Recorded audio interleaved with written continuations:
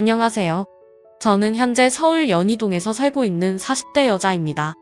최근에 복잡한 사건이 해결되고 어느 정도 여유가 생겨서 사연을 신청하게 되었습니다.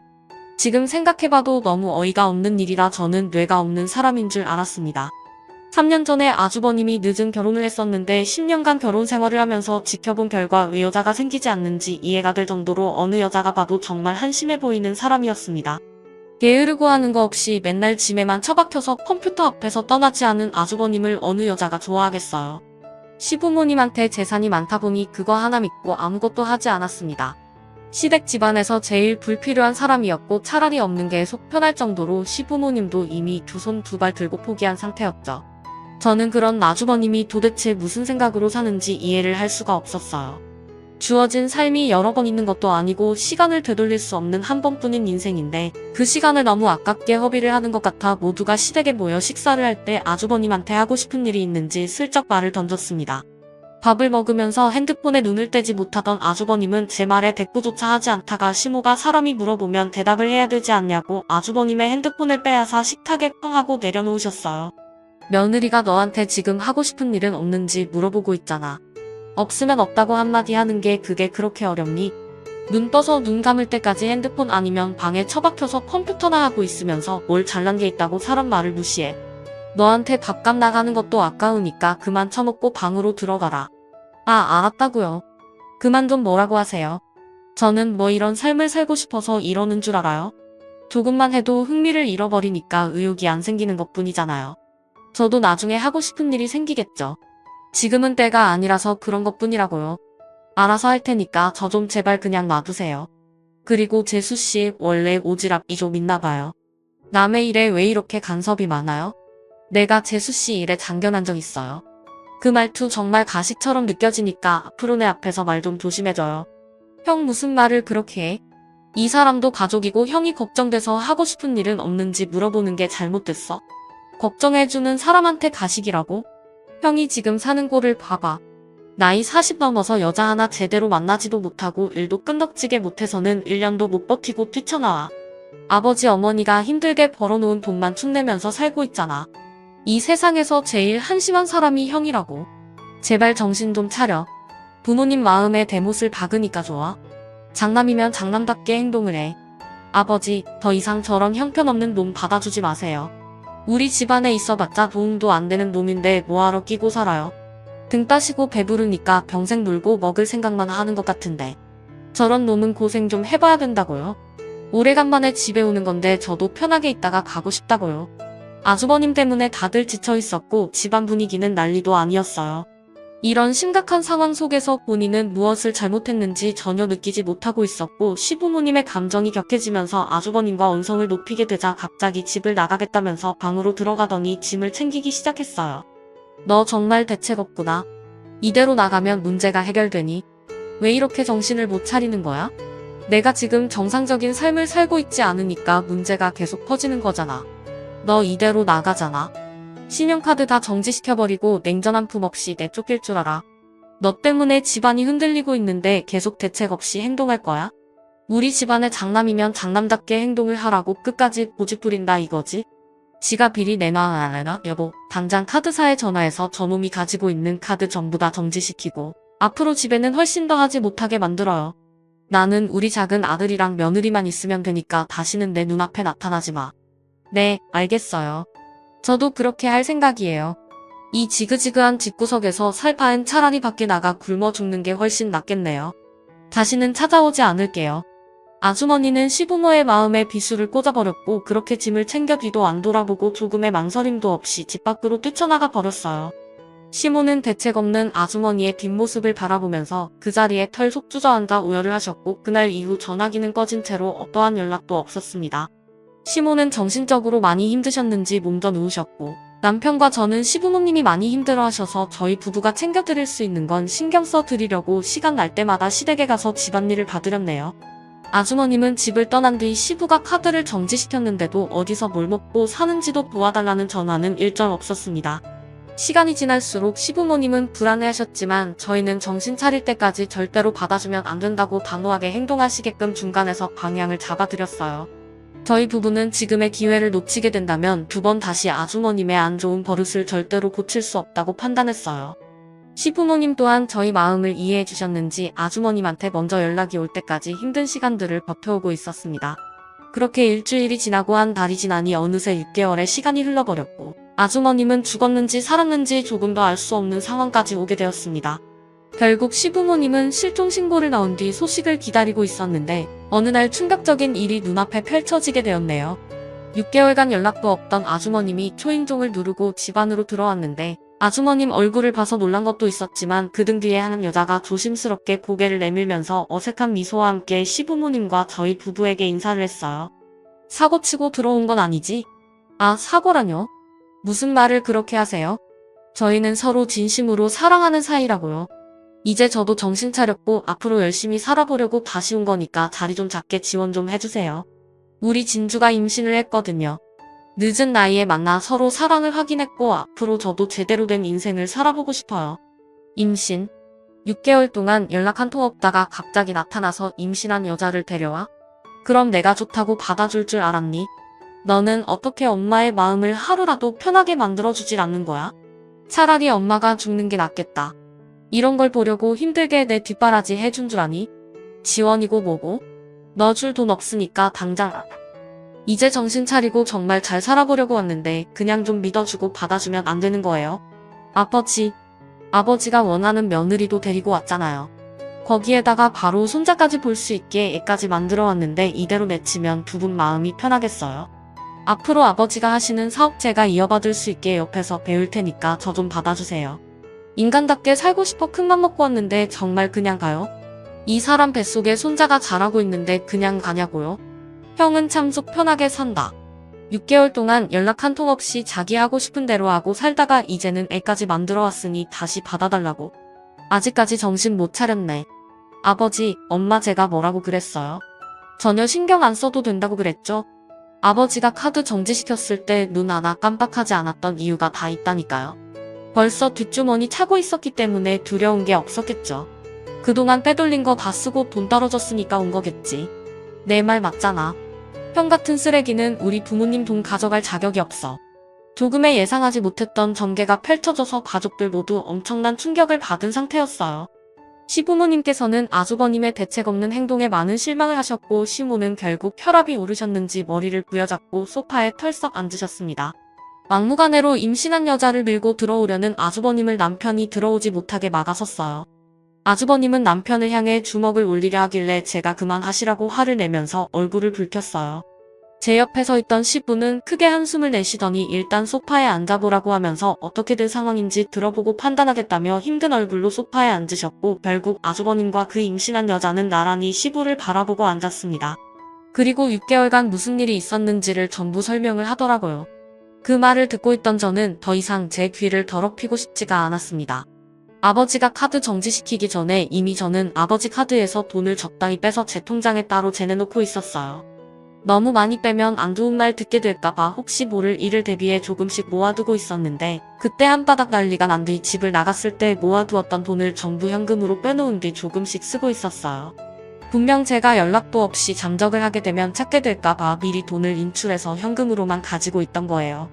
그렇게 홀로 지내다가 매번 아침마다 방문하던 카페의 유리창으로 되어 있는 현관이 깨져 있더라고요. 온몸을 떨고 있는데 그 모습을 보는 순간 지켜주고 싶은 마음이 들었어요. 그때부터 이 사람과 많은 시간을 보냈고 그러다 보니 임신까지 하게 된 거예요. 서로의 마음이 확고하니까 데리고 온 거지 임신했다는 이유 하나만으로 온 거겠어요. 저도 이제 사람답게 살고 싶어요. 저에게 정말 소중한 사람이고 앞으로 변화되는 모습 보여줄 테니까 한 번만 저 좀 믿어주세요. 그래 그건 그렇다 치고 아가씨는 저놈이 어디가 좋아서 여기까지 온 거요? 임신을 해서 온 것도 있긴 하겠지만 정말 미래를 함께할 생각이요? 아가씨 부모는 이 사실을 알고 있고 어린 나이도 아니고 상당히 늦은 나이에 이렇게 대책 없이 행동하면 어떡해요? 그쪽 집안에서 이 사실을 모르는 건 아니죠? 이런 말씀드리는 게 저에 대해 안 좋은 시선으로 바라보실 수는 있겠지만 저는 보육원 출신이에요. 저희 부모님 존재 자체를 모르고 자라왔어요. 아니, 뭐라고요? 보육원 출신 9전 지부모가 없으니 그 나이 먹고 처신을 이렇게밖에 못하지 동네 창피하게 나이 40 넘어서 임신이 웬 말이야. 그쪽 사정까지 봐줄 정도로 내가 지금 정신이 온전하진 않거든. 그러니 저놈 데리고 둘이서 지지고 먹던 알아서 하세요. 나는 땡전 한 푼 줄 수 없으니까 제가 먼저 인사를 드리고 제대로 된 절차 밟아서 정식으로 인사를 드렸어야 했는데 생각 없이 행동한 점에 대해 정말 죄송합니다. 하지만 저 정말 이 사람을 진심으로 사랑하고 있어요. 평생을 함께하고 싶고 이 사람 없으면 더는 못 살 것 같아요. 많이 노여우시겠지만 저희 결혼 허락해주시면 안 될까요? 이 사람이 그동안 못했던 거 제가 대신 앞으로 2배, 3배 더 잘하도록 할게요. 6개월 동안 얼마나 마음고생이 심하셨겠어요. 제가 준하씨 꼭 사람 만들어 놓을 테니까 한 번만 믿어주세요. 준하씨 뭐하고 있어? 다시는 과거의 모습으로 돌아가지 않겠다고 확실하게 말씀드려. 나랑 함께하고 싶으면 믿음을 드려야지. 아주버님은 임신시켜 데려온 여자의 말이 끝나자마자 시부모님 앞에서 처음으로 무릎을 꿇고 그동안의 잘못된 행실들에 대해 용서를 구했습니다. 그 모습을 본 시부모님은 당황스러워하셨고 남편은 무릎 꿇고 있던 아주버님의 모습을 보고 전부 다 연기하는 거라면서 절대로 속으면 안 된다고 큰 소리를 쳤어요.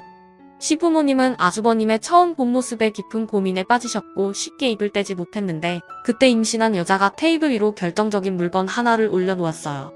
임신한 초음파 사진을 내밀었고 7주 차가 되었다는 말에 시부모님은 깊은 한숨을 내쉬었습니다. 결국 부부는 아주버님과 임신한 여자의 간절한 부탁에 결혼을 허락해주면서 정식 며느리로 받아들여줬어요. 그리고 이때부터 제 사연이 본격적으로 시작이 되었습니다. 아주버님과 결혼식을 올리기 전까지만 해도 착한 줄 알았던 형님은 결혼식 이후 정식 며느리가 되고 나서부터 180도 달라졌어요. 보육원 출신의 힘든 삶을 살아왔고 거기에 임신까지 해서 그런 상황들을 안타깝게 보고 받아준 건데 형님은 임신을 무기삼아 시부모님한테 무리한 요구를 하기 시작했고 그런 말을 옆에서 듣고 있던 저는 도가 지나친 것 같아 먼저 입을 열었습니다. 형님 그건 아니죠. 뱃속에 있는 아이가 장손이라고 비싼 아파트를 해달라는 게 말이 된다고 생각해요. 지금 사는 아파트도 충분히 넓고 좋은 곳이잖아요. 동서 내가 지금 동서랑 대화하는 거 아니잖아. 어머님이랑 대화 중인데 왜 끼어들어? 잠깐 자리 좀 비켜주지. 동서 때문에 방해되잖아. 형님이 식구로 들어온 지 얼마나 됐다고 어머님한테 말도 안 되는 가격대의 아파트를 해달라는 거예요. 며느리로 받아들여준 것도 감사하게 생각해야죠. 동서는 원래 남이 말할 때 끼어드는 게 전문이야. 내가 어머님이랑 단둘이 대화하고 싶다고 했었잖아. 어머님 동서 좀 밖으로 나가라고 하면 안 될까요? 그래 일단 작은 애는 잠깐 거실에 있어라. 무슨 이유 때문인지 한번 드러나보자. 너무 터무니없이 무리한 요구를 하면 나도 들어주는 건 힘들다. 시모와 형님의 대화에 제가 끼어들자. 저를 불편하게 생각하면서 자기가 원하는 방향대로 흘러가지 않자 기분이 많이 안 좋았는지 시모에게 불만을 털어놨고 가족의 분열을 원하지 않았던 시모는 저보고 잠깐 나가 있어달라면서 형님이 구체적으로 무엇을 원하는지 들어보고 싶어 하셨어요. 형님이 도대체 무슨 생각으로 시모에게 아파트를 해달라는 말을 한 건지 자세하게 들어보려고 방문에 귀를 기울였습니다. 어머님 지금 가지고 계신 아파트 이번에 입주자가 이사가면서 새 입주자가 아직 들어오지 않았다면서요. 저도 어제 그 애한테 들었거든요. 지금 살고 있는 집, 곧 태어날 아이랑 살기엔 좀 적응감이 있는 것 같아서요. 그래도 34평이면 아무래도 아이한테 필요한 물건 들여놓다 보면 34평도 많이 작잖아요. 그리고 살짝 외곽 지역이라 좀 더 번화가에서 생활하고 싶은데 어머님이 가지고 계신 아파트가 딱 시내 중간에 있잖아요. 거기에다가 50평이면 저희 세 식구 정말 넓게 사용할 수 있을 것 같아요. 그리고 저는 더 나이 들기 전에 아이 하나 더 낳을 생각이었는데 어머님이 지원만 해주시면 둘도 아닌 셋도 낳을 수 있어요. 힘 닿는 데까지 많이 낳아서 시끌벅적한 대가족 만들 테니 저희 좀 도와주시면 안 될까요? 아버님이 하시던 일 정리하셨다면서요. 남은 시간 가족들과 함께 지내고 싶어서 큰 결정 내리셨다는데 앞으로 태어날 손주들 재롱 보시면서 살아가시려면 저희도 그런 환경이 조성이 돼야 아이를 많이 가지지 않겠어요? 그렇게 해주실 수 있죠? 그동안 많이 벌어오셨고 저희한테 아파트 한 채 주신다고 생활에 지장도 없으시잖아요. 그이가 요즘 열심히 일하고 있는 거 아시죠? 그이가 항상 하는 얘기가 뭔 줄 아세요? 저를 만나서 인생이 달라졌다고 했어요. 상대가 누구냐에 따라 그 사람의 인생이 달라지는 거 어머님도 아시죠? 지금 그이가 가족을 위해 열심히 노력하고 있는 모습만 봐도 뿌듯하지 않으세요? 복잡하게 생각하지 마시고 그이가 얼마나 많이 바뀌었는지만 보세요. 저희를 위해서 해주실 수 있죠? 아파트 문제는 나 혼자 해결할 수 있는 게 아니니 너희 시아버지 들어오면 그때 다시 진지하게 대화를 좀 해보도록 하마.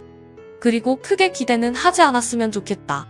너무 뜬금없이 아파트 얘기가 나와서 많이 당황스럽기도 한데 너희들이 지금 살고 있는 위치가 많이 불편하고 힘들다고 하지만 그 집도 너희들이 살기에는 괜찮은 집이거든. 그리고 적은 금액대의 아파트도 아니고 청담동에서 손에 꼽히는 50억짜리라 쉽게 결정할 순 없으니 CM이 입장도 이해해 줄 수 있지. 제가 원한다고 해서 바로 받을 수 있는 것도 아니니 기다릴 수밖에 없겠죠. 하지만 저 아니면 그이는 다시 예전처럼 형편없는 삶으로 다시 돌아갈 거예요. 어머님도 잘 아시죠? 저 아니었으면 그이는 변할 수 있는 인간이 아니었다니까요. 기다려드릴 순 있겠지만 그 시간이 저도 오래 지속되는 건 힘들 것 같아요. 결혼 전과는 완전히 다른 사람이 되어버린 형님의 모습에 온몸에 소름이 돋았어요. 한두 푼 하는 금액대의 아파트도 아니고 청담동에 있는 50억짜리 아파트를 아무렇지 않게 달라고 하는 형님의 말에 보통 사람이 아닌 건 확실하게 생각했었습니다. 그리고 형님의 행동을 보면 아주버님을 진심으로 사랑하는 게 아닌 시부모님의 뒷배경을 보고 결혼을 한 듯 보였습니다. 돈에 대한 씀씀이도 상당했었지만 그 돈을 충당해주는 건 전부 아주버님이었어요. 40이 넘는 나이 동안 기술을 배운 것도 아니고 할 줄 아는 게 아무것도 없어서 아르바이트 정도 하면서 시부모님한테 돈을 받아 생활비로 쓰고 있는 정도였어요. 아주버님이 변하려고 노력하는 것 하나만으로도 크게 보셨고 형님 내외가 앞으로 잘 살아갔길 진심으로 응원하셨습니다. 그런데 그런 감사함은 모른 채 아파트를 달라고 당당하게 요구하는 형님을 보니 아주버님이 결혼을 잘못했다는 걸 알게 되었고 형님이 거실로 나와 방으로 들어갔을 때 시모와 급하게 대화를 나눴어요. 시모는 굳어진 얼굴 표정으로 깊은 생각에 빠지셨고 저는 앞으로 어떤 결정을 내리실 거냐고 여쭤봤는데 시모는 시부와 대화를 해봐야 할 것 같다며 머리가 많이 지끈거리셨는지 눕고 싶어 하시길래 조용히 방문을 닫고 나왔습니다. 그리고 방으로 들어가 버린 형님의 방문을 두드렸고 잠깐 대화 좀 하자며 안으로 들어갔어요. 저를 경계하듯 쳐다보고 있던 형님은 기분 나쁜 얼굴 표정으로 저에게 쏘아붙이듯 무슨 말이 하고 싶어서 들어왔냐고 짜증을 냈습니다. 제가 무슨 말을 하고 싶겠어요. 그 아파트에 입주한다고 삶이 많이 달라지는 것도 아닌데 굳이 그 아파트를 달라고 해서 뭐 하려고요? 그 아파트에서 살면 삶이 달라질 것 같아요. 비싼 집에 들어갔으니 집안을 비싼 물건으로 채워 넣어야 할 것 같고 다른 사람들이 외제차 타고 다니니까 형님이랑 아주버님도 고가의 외제차를 타고 싶겠죠. 점점 욕심은 늘어갈 테고 그렇게 되면 집안 분위기는 안 좋아질 거라는 건 생각 안 해봤어요. 제가 봤을 땐 지금 살고 있는 집도 충분하게 느껴지는데요. 괜한 욕심은 화를 불러일으킨다는 거 모르세요? 그리고 아버님, 어머님께서는 형님이 마음에 들어서 받아준 게 아니라는 것도 아실 텐데요. 너무 당연시하게 요구하시니까 정말 당황스럽네요. 새 식구로 들어온 지 이제 7개월째인데 어떻게 50억 아파트를 달라고 할 수 있는지 정말 대단하십니다. 살면서 형님처럼 철판 두꺼운 사람은 처음 보는 것 같아요. 그렇다고 아버님, 어머님께 잘 보이려고 노력하는 모습을 보이는 것도 아니잖아요. 내가 갑자기 나타나서 동서 자리를 깨칠까봐 걱정돼. 그이가 이 집 장남 아니야. 그럼 당연하게 요구할 수 있는 것들이라고.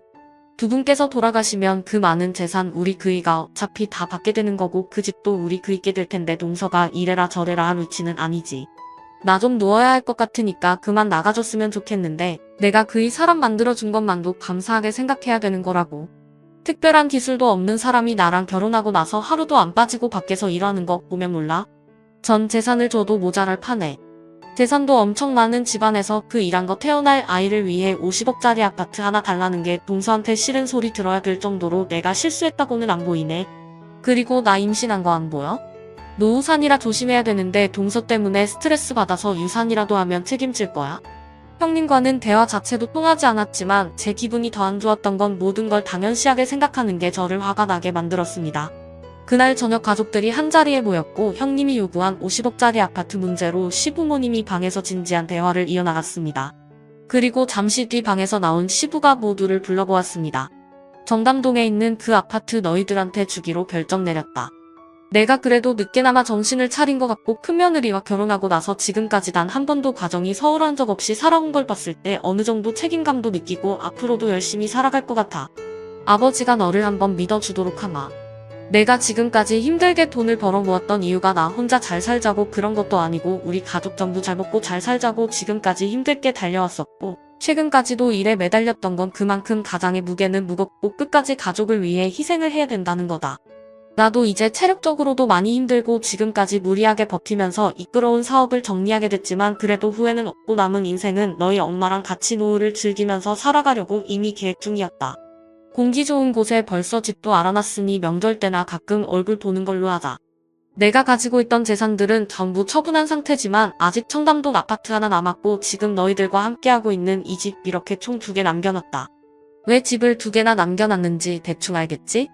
청담동 집을 큰며느리가 원했으니 거기는 너희들이 살고 이 집은 작은 아들과 작은 며느리가 살면 될 것 같다. 2집 다 시세는 어느 정도 비슷한 것 같은데 이 정도면 서로 불만 없을 것 같은데 어떤 조건이 마음에 드니? 아, 아버님 잠깐만요. 그러니까 청담동 아파트를 이 사람한테 주시겠다는 거죠? 그런데 이 집은 왜 서방님한테 주려는 건데요? 연희동 집값도 상당히 비싼 걸로 알고 있는데 조건이 똑같으면 그건 좀 불공평한 거 아니에요? 그래도 이의가 장남인데 똑같이 나누는 건 아닌 것 같아요. 다른 거라도 더 얹어주셔야죠. 병수님, 이제 그만 좀 하시죠. 지금 받는 것도 상당히 가분하다는 거 모르세요? 동네에서 작은 카페 하나 운영해 오다가 우리 형 만나 인생 폈으면 감사하게 받고 조용히 입 다물고 있으면 되지 뭘 잘났다고 더 달라고 입을 벌리고 있어요. 우리 아버지가 큰맘 먹고 내린 결정에 투칠 거예요. 너 형수한테 그게 무슨 말버릇이야? 너희 형수가 틀린 말 한 것도 아니잖아. 아버지가 가지고 계신 재산이 월등하게 많으니까 좀 더 달라는 거잖아. 형이 뭘 안다고 그래? 지금 우리가 누리고 있는 모든 것들이 당연한 거야. 아버지의 피와 땀이 묻어있는 재산들이라고 밖에 나가서 하루 종일 일하고 들어와 꼴랑 300원짜리 받는 주제에 50억짜리 아파트 한 채 주면 감사하게 생각하고 엎드릴 줄 알아야지. 눈에 환장했어. 아버지, 다 필요 없으니까 아무것도 주지 마세요. 저희도 받지 않을게요. 힘들게 철강 사업 이끌어오시면서 형이 조금이라도 도와준 적 있어요? 회사 이어받을 생각도 하지 않고 집에만 처박혀 밥만 축내던 형한테 50억짜리 아파트 주면 분명 공중분해될 게 편하다고요. 자식 새끼 10손가락 깨물면 안 아픈 손가락 없다 하지만 그 자식 하나 때문에 집안 품비 확산 나는 건 시간 문제라고요. 꼴랑 7개월 일 좀 했다고 우스대는데 형이 얼마나 오래 버틸 것 같은데. 내가 봤을 때 병원 50억 아파트 받는 순간 그거 처분하고 그 돈으로 흥청망청 생활하면서 쓰다가 전부 탕진하면 또 기어들어와서 손 벌리겠지.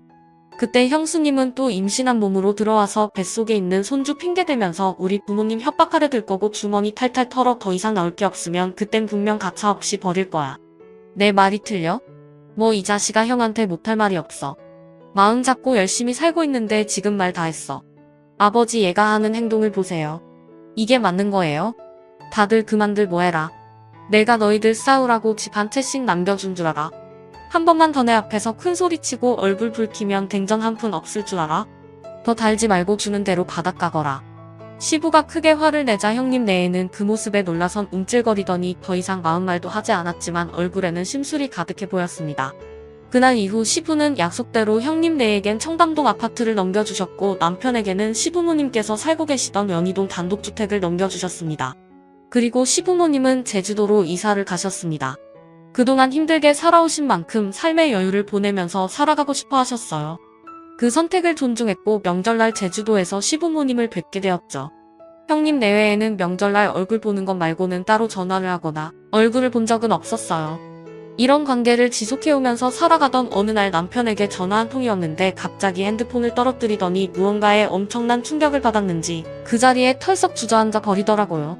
저녁 준비를 하던 저는 무슨 일이냐고 남편에게 물어봤지만 정신나간 사람처럼 멍하니 있길래 제가 대신 전화를 받았는데 수학에서 들려온 말은 저에게도 엄청난 충격을 안겨주었습니다.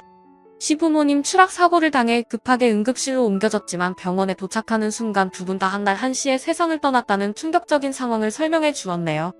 정신이 온전치 않았던 저희 부부는 서둘러 공항으로 향했고 이 사실을 아주버님한테도 설명을 했어요. 저희가 먼저 도착해 시부모님의 모습을 확인했고 남편은 그 자리에 주저앉아 병원이 떠나갈 정도로 오열을 하며 가슴을 내리쳤습니다. 그리고 뒤늦게 도착한 형님 내에도 시부모님이 돌아가신 거에 많은 충격을 받았는지 시부모님을 바라만 보고 있었어요. 도저히 믿기지가 않은 현실을 받아들이는 게 쉽지 않았지만 물 흘러가듯 장례가 진행이 되었습니다. 그렇게 3일장을 끝낸 뒤 시부모님이 그동안 남겨두신 것들을 하나둘 정리하고 있었는데 제주도에 있는 시부모님 집에서 형님이 갑자기 불만을 터뜨렸습니다. 귀엽고 내 말 안 듣고 기부를 한 거야? 가족을 위해 돈을 쓰라니까 왜 남은 재산을 전부 기부를 한 건데? 당신도 이거 좀 봐봐. 감사장 한번 보라고. 이 정도 돈이면 평생 놀고 먹고 할 수 있는 돈인데 남들이 해준 게 뭐가 있다고 우리 배보다 왜 남의 배를 불려주는 건데? 80억이 장난도 아니고 어떻게 한 번에 전 재산을 기부해버리냐고. 여보, 이 집 얼마지? 곧 무너질 것 같은 이 허름한 집 처분해봤자 얼마 하지도 않지. 어차피 가실 거였으면 재산은 건들지 않고 내버려뒀으면 얼마나 좋아. 돈 들 만한 게 하나도 없잖아. 여보, 우리 앞으로 어떻게 하면 좋아? 여보 말만 믿고 투자했다가 우리 길거리에 나은 게 생겼다고. 나도 생각 좀 해보게. 좀 기다려 봐봐. 내가 이럴 줄 알았냐? 아버지 사고 나기 전에 돈 받아놨어야 했는데 그것까지 안 주셔서 어쩔 수 없이 올라갈 수밖에 없었다고. 무조건 받아냈어야지. 우리 50억 어쩔 거야? 그럼 이 집에서 살아야 되는 거야? 당신이 대박 칠 수 있다고 해서 나는 그 말만 믿고 모든 걸 걸었다고. 이게 다 무슨 말이야? 그러니까 아버지가 형한테 남겨준 50억 아파트를 한 번에 날려먹었다는 거야. 그리고 얼마 전에 아버지 만나러 왔었어? 뭐가 어떻게 돌아가는 거야? 형이 받은 그 재산 아버지가 얼마나 힘들게 벌어모았는지 몰라서 생각 없이 투자를 한 거냐고. 왜 이렇게 인생을 생각 없이 살아가? 나도 다 생각이 있었다고. 나랑 친한 형이 대박 칠 수 있는 주식 종목을 알려줘서 모든 걸 다 쏟아부었는데 본전도 못 잡고 망해버렸다고. 그래서 아버지한테 도와달라고 얼마 전에 잠깐 다녀간 적이 있었어. 너도 아버지 성격 알잖아. 당연히 도와주지 않겠다고 했고 차라리 기부를 하는 게 좋을 것 같다고 하길래 한바탕 하고 서울로 올라왔었거든. 그런데 갑자기 이런 상황이 생기니까 나도 지금 머릿속이 너무 복잡해서 어떻게 해야 될지 모르겠다.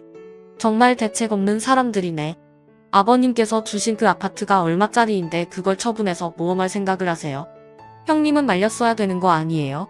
둘 다 똑같으니까 지금까지부터 살겠지. 정말 한심한 사람들이네. 시부모님 떠나시고 남은 재산도 불우한 이웃에 기부할 거니까 그런 줄 아세요. 동서가 뭔데 기부를 한단 말이야? 얼마 남지 않은 재산이 동서거야? 어디서 큰 소리야? 내가 동서보다 손이 사람인 거 몰라? 버릇이 왜 이렇게 없어? 시부모님이 떠나시고 비어있는 집에서 저희 부부와 형님 내외의 몸싸움이 시작됐고 한바탕 난리가 났었습니다. 남의 말만 믿고 50억을 주식에 투자한 정신 나간 놈가. 대박친다는 그 말을 믿고 아파트를 처분하게 만든 형님이나 둘 다 똑같았어요. 더 이상 대화조차 하고 싶지 않아 저희 부부는 시부모님의 제주도 집과 얼마 남지 않은 재산에 대해 법적 소송을 진행할 거라며 강하게 밀어붙였습니다. 형님 내외도 소송으로 갈 때까지 가보자면서 큰 소리친 뒤 먼저 서울로 올라갔고 저희 부부는 며칠간 시부모님의 집을 정리한 뒤 형님 내외를 상대로 소송 준비를 하기 위해 집으로 돌아왔는데 그 순간 충격적인 장면을 목격했어요.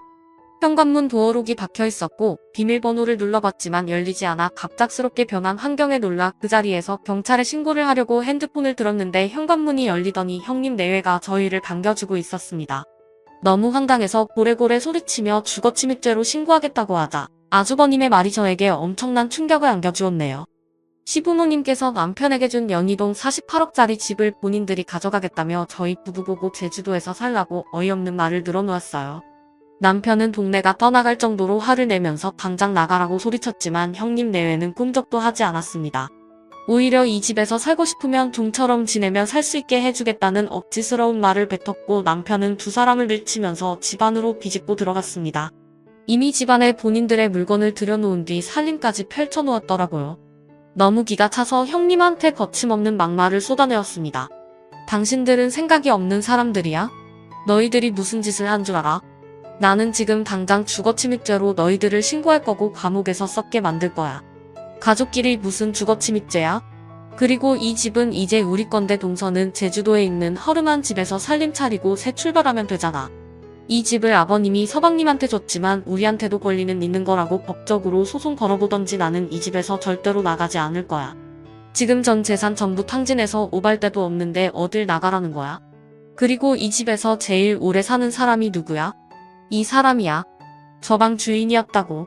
우리는 여기에서 살 이유가 있으니까 동서랑 서방님이 이 집에서 살고 싶으면 우리 밑으로 들어와. 억지로 부릴 때 부려야 된다고. 어차피 모든 계획이 전부 다 틀어졌는데 뭐가 두렵겠어?